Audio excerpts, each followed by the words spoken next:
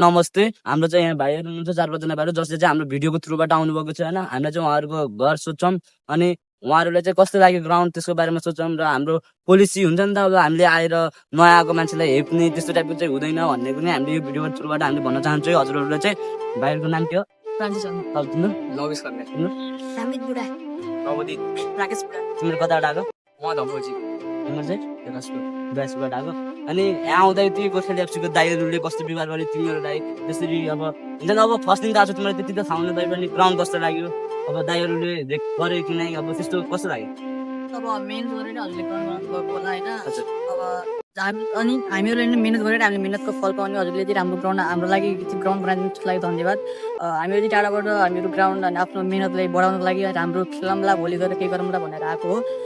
त्यसैले हजुरले हामीलाई राम्रो व्यवहार गर्नुभएको छ, हामीलाई सिकाइदिनु होला भन्ने आशा छ हामीलाई। सिकाउने चाहिँ हाम्रो गोर्खा एफसीको दाइहरू हुनुहुन्छ, सिनियर दाइहरू पनि हुनुहुन्छ, तिमीहरूभन्दा सिनियर हुन्छन्। अब गेम पनि धेरै खेलेको छन् तर बस अब के हो कि अब यो हाम्रो मात्रै कन्डिसन नेपालकै कन्डिसन सबैजना खेल्छन् भन्दा पनि त्यो सबैजना राम्रै ठाउँमा हुन्छन् भन्ने छैन।